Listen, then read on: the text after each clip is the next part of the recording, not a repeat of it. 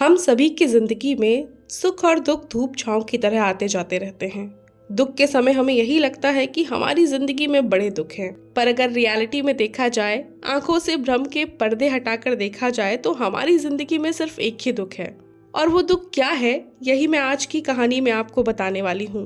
तो अगर आप भी अपनी जिंदगी के असली दुखों को जानना चाहते हैं तो इस कहानी को एंड तक जरूर सुनिएगा। तो चलिए अब आज की कहानी शुरू करते हैं।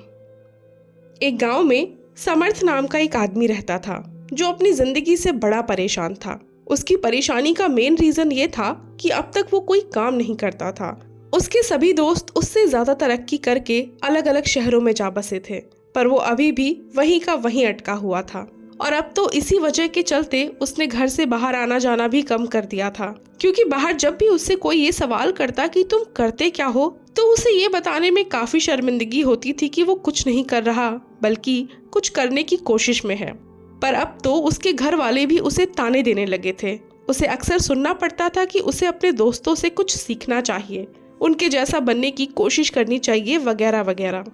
समर्थ को तो अब जैसे पूरी दुनिया से मुंह छिपाकर जीना पड़ रहा था। उसका कॉन्फिडेंस, उसकी सेल्फ रिस्पेक्ट सब खत्म होते जा रहे थे। कभी कभी उसे लगता था कि इस जिंदगी से तो अच्छा उसे मौत आ जाती। इसी तरह अक्सर वो अकेले में बैठकर रोता और भगवान को दोष देता। एक दिन अपने शहर में उसने एक गुरु को देखा जो दुखों के बारे में ही एक प्रवचन दे रहे थे। वो गुरु कह रहे थे कि हमारी जिंदगी में दुख एक शिक्षक, एक टीचर जैसा होता है, जो आपको जिंदगी के बारे में समझाता है और आपको एक बेहतर इंसान बना देता है। अभी आप पर डिपेंड करता है कि आप इस टीचर से अच्छी बातें सीखें या उसके सख्त रवैये से परेशान होकर रोते रहें। समर्थ भी उनकी बातें सुन रहा था।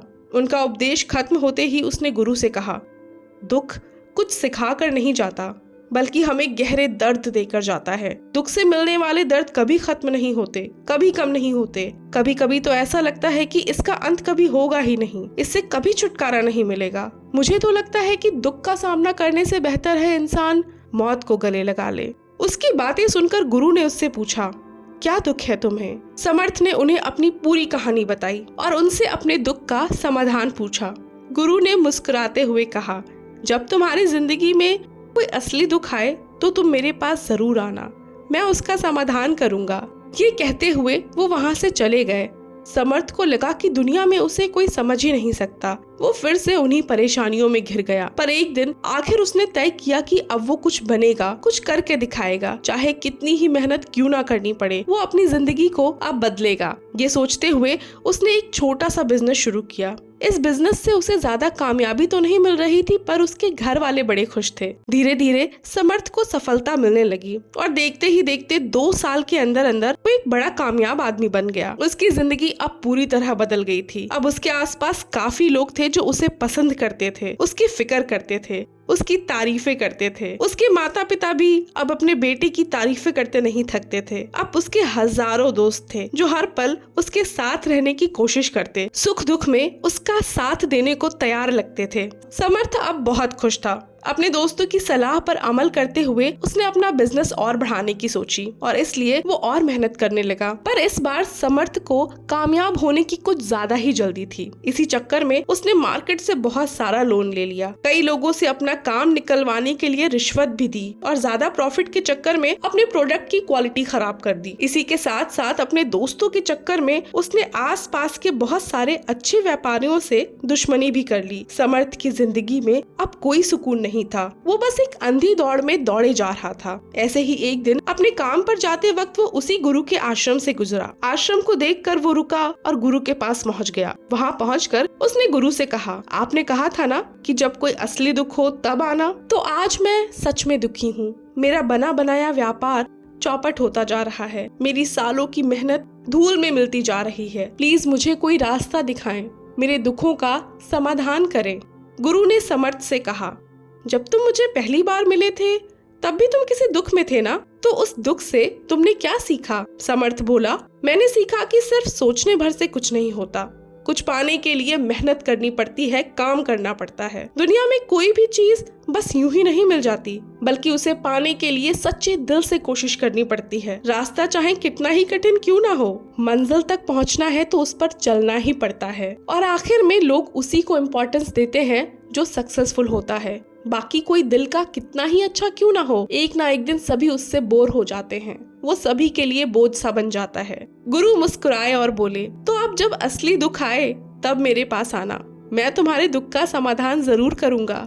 समर्थ को बड़ी हैरानी हुई और वो सोचने लगा, क्या ये असली दुख नहीं है? असली दुख आखिर होता क्या है? क्या है वो दुख जो मैं समझ नहीं पा रहा हूँ? पर वो गुरु से कुछ बोल ना सका।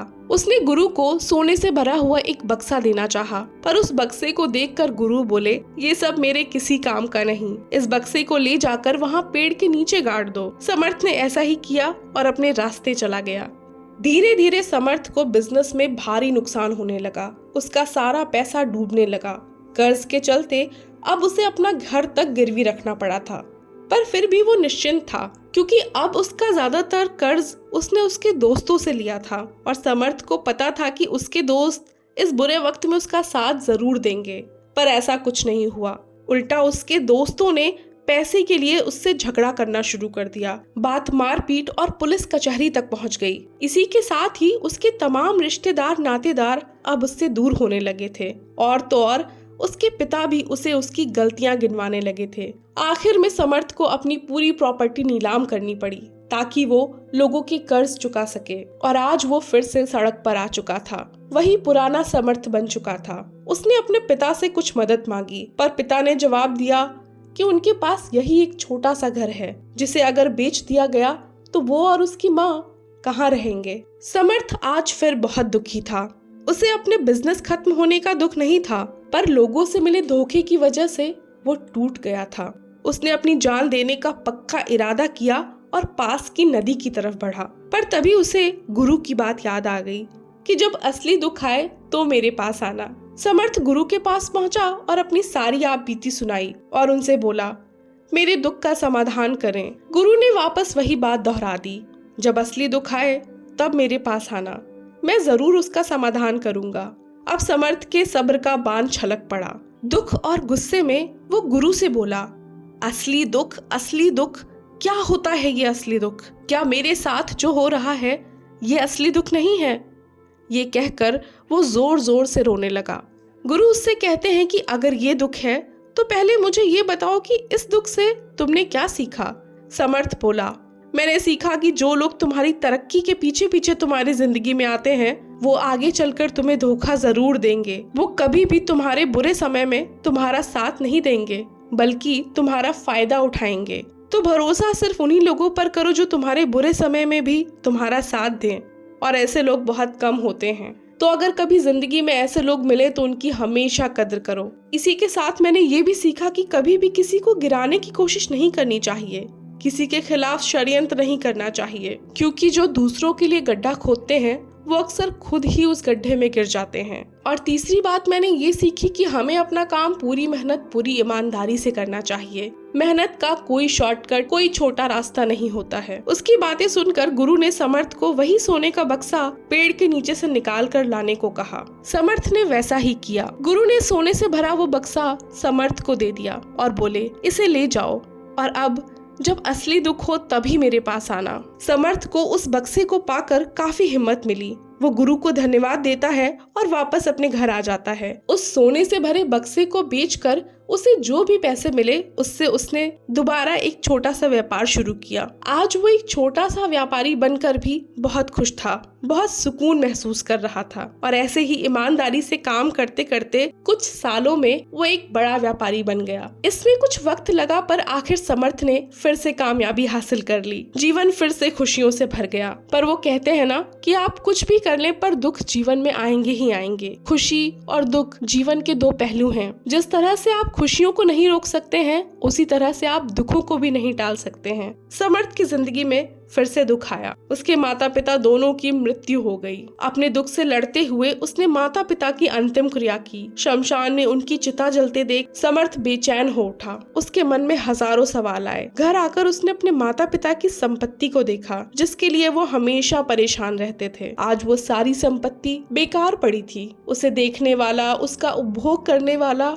कोई नहीं था। अपने मन को शांत करने के लिए वो वापस गुरु के पास पहुंचा। आज गुरु उसे देखते ही बोल पड़े, क्या दुख है समर्थ? आज तो तुम वाकई में बहुत परेशान लग रहे हो। समर्थ ने उन्हें रोते हुए अपने माता पिता की मृत्यु के बारे में बताया। गुरु ने समर्थ को हौसला दिया और बोले, एक दिन सभी को मरना ही है, तो हमें कभी भी मृत्यु के इस अटल सत्य से मुंह नहीं मोड़ना चाहिए। कोई भी इस दुनिया में हमेशा के लिए नहीं आया है, कोई भी यहाँ हमेशा के लिए जिंदा नहीं रहता है और ना ही कोई रहेगा। एक दिन तुम भी मर जाओगे। हो सकता है तुम कल ही मर जाओ, या आज, या फिर शायद अभी मर जाओ। समर्थ बोला, गुरुजी, आप ये सब क्या कह रहे हैं? मैं कैसे मर सकता हूँ? मैं तो एकदम स्वस्थ और जवान हूँ, मैं नहीं मर सकता। गुरु ने मुस्कुराते हुए कहा, यही तो भ्रम है। मृत्यु सिर्फ बूढ़ों या बीमारों को नहीं, बल्कि कभी भी किसी को भी आ सकती है। गुरु के मुंह से ये सब सुनकर समर्थ चुपचाप वहां से चला गया, पर अब उसका मन और बेचैन हो गया था। एक अजीब सा खालीपन वो हर पल महसूस कर रहा था। दिन दिन भर वो अपने बारे में, अपनी जिंदगी के बारे में सोचता रहता कि वो क्या है, क्या कर रहा है, क्यों कर रहा है, किस मकसद से कर रहा है, वो दुनिया में क्या पाने आया है। क्या जिंदगी जीना, पैसा कमाना और एक दिन सब कुछ छोड़कर मृत्यु को प्राप्त हो जाना ही जिंदगी का अटल सत्य है, या हमारी जिंदगी का असली मकसद कुछ और है? क्यों हम इस दुनिया में हैं? क्या करने आए हैं? ये सब सोचकर वो परेशान होता। बहुत कोशिश पर भी जब उसे कोई जवाब नहीं मिला तो वो फिर से गुरु के पास पहुंचा और अपनी परेशानी बताई। इस बार गुरु उसके पास आकर बैठ गए और बोले, आज पहली बार तुम एक वास्तविक दुख लेकर मेरे पास आए हो। जिंदगी का असली दुख ही यही है कि हमें पता ही नहीं कि हम क्या कर रहे हैं, क्यों कर रहे हैं, हम कौन हैं, या हमारी जिंदगी का मकसद क्या है। समर्थ बोला, गुरुजी, मेरे दुख का समाधान करें। गुरु ने समर्थ से पूछा, अच्छा मुझे ये बताओ, हम सब जिंदगी भर क्या इकट्ठा करते रहते हैं? समर्थ ने कहा, सभी लोग धन संपत्ति, मान सम्मान, प्रेम, परिवार, मित्र शत्रु, पद प्रतिष्ठा इकट्ठा करते रहते हैं। गुरु ने कहा कि क्या इसमें से कुछ भी इकट्ठा करके हम अपने साथ ले जा सकते हैं? समर्थ बोला, नहीं गुरुदेव, इसमें से तो कुछ भी साथ नहीं जाता। मेरे माता पिता का भी सब कुछ यहीं छूट गया। गुरु ने कहा, मेरी बातों को ध्यान से सुनना। इस दुनिया में हम जो इकट्ठा करते हैं वो वास्तव में कभी इकट्ठा होता ही नहीं। हम सभी चीजों को देखते हैं पर वास्तविकता को कभी देखते ही नहीं। असल में जिसे हमें इकट्ठा करना है वो हम खुद हैं। हमें इस दुनिया में अपने आप को इकट्ठा करना है ताकि जब हमारी मृत्यु हो तो हम एक हो सकें, अपने आप को पहचान सकें। हम बटे हुए हैं प्रेम में, नफरत में, जलन में, क्रूरता में, धन में, संपत्ति में, प्रतिष्ठा में, सम्मान में, पहचान में, धर्म में, जाति में, दूसरों को लूटने में और खुद को लुटाने में। ऐसी ही हजारों लाखों वासनाओं में हम बटे हुए हैं। हम टुकड़ों में जीवन जी रहे हैं, इसीलिए हमारी चेतना कभी एक हो ही नहीं पाती। हमारी ऊर्जा शक्ति पूरी तरह से बिखर चुकी है और हमारे पास इतना भी समय नहीं है कि हम ध्यान लगा सकें, अपने अंदर झांक सकें। वास्तव में लोग जीवन भर जिन दुखों के कारण परेशान रहते हैं और उसका समाधान ढूंढते रहते हैं, उन्हें कभी कोई समाधान नहीं मिलता, क्योंकि जिन्हें वो दुख कहते हैं वो दुख होते ही नहीं हैं। इसीलिए लोगों को ना दुख का समाधान मिलता है और ना ही दुखों से मुक्ति। ज्यादातर लोग एक परिस्थिति से निकलकर, एक परेशानी से निकलकर दूसरी में फंस जाते हैं और हर आने वाली समस्या के साथ नया रोना लेकर बैठ जाते हैं। अंत में सारी समस्याओं का एक ही समाधान समझ में आता है और वो है मृत्यु। पर हमें समझना होगा कि मृत्यु भी कोई समाधान नहीं है। इसीलिए सारी समस्या का समाधान चाहिए तो खुद को इकट्ठा करो, अपनी ऊर्जा को इस संसार से वापस खींचो, उसे एकत्रित करो, अपने ऊपर ध्यान दो, ध्यान केंद्रित करना सीखो। मृत्यु से पहले खुद को पहचान लो। ऐसे ही बिखरे हुए इस दुनिया से जाना ठीक नहीं है। समर्थ बोला, तो क्या हमें संसार छोड़ देना चाहिए? अपनी इच्छाओं को मार देना चाहिए? धन संपत्ति नहीं इकट्ठी करनी चाहिए? क्या हमें किसी से प्रेम भी नहीं करना चाहिए? गुरु ने कहा, तुमसे इच्छाएं, कामनाएं, वासनाएं ऐसे ही निकलती हैं जैसे किसी पहाड़ से छोटे छोटे पत्थर गिरते हैं, जिन पर पहाड़ का कोई नियंत्रण नहीं होता सिवाय उन्हें देखने के और परेशान होने के। इसीलिए जब तुम एकत्रित हो जाते हो तो तुम्हारी इच्छाएं भी तुम्हारे अंदर से निकलती हैं। तभी तुम अपनी इच्छाओं को नियंत्रित कर सकते हो, उन पर जीत पा सकते हो। समर्थ बोला, गुरुदेव, आपने सच में मेरे सच्चे दुखों का निवारण कर दिया। मैं आपका आभारी हूँ। अब मैं अपने आप को एकत्रित करूंगा। मानव शरीर की जो ऊर्जा अब तक मैंने बेकार के कामों में खर्च की है, अब उसे मैं अपने उद्धार के लिए प्रयोग करूंगा। दोस्तों, हम अक्सर भगवान को दोष देते हैं कि हमारे जीवन में दुख क्यों है। जानते हैं, इसका एक सीधा सा जवाब शायद ये है कि परमात्मा हमें परम दुख तक ले जाना चाहता है, जहां हमें पता चल सके कि इंसानी आत्मा का असली दुख क्या है। और वो दुख है अपने आप को ना पहचान पाना, अपनी शक्तियों से अनजान होना, अपने आप को समेट ना पाना, अपने आप पर नियंत्रण ना कर पाना। यही हमारे जीवन का सबसे बड़ा दुख है। पर हम इस दुख को छोड़कर बाकी सारे दुखों को देखते हैं और परेशान होते रहते हैं। पर कोशिश करिए कि आप अपने असली दुख का निवारण कर सकें, उसका समाधान खोज सकें, और देखिएगा बाकी सारे दुख आपको इस दुख के आगे छोटे ही लगेंगे। तो ये था आज का वीडियो। उम्मीद है आपको पसंद आया होगा। मिलते हैं ऐसे ही अगले वीडियो में। तब तक के लिए अपना बहुत सारा ख्याल रखें। Have a nice day. Bye bye.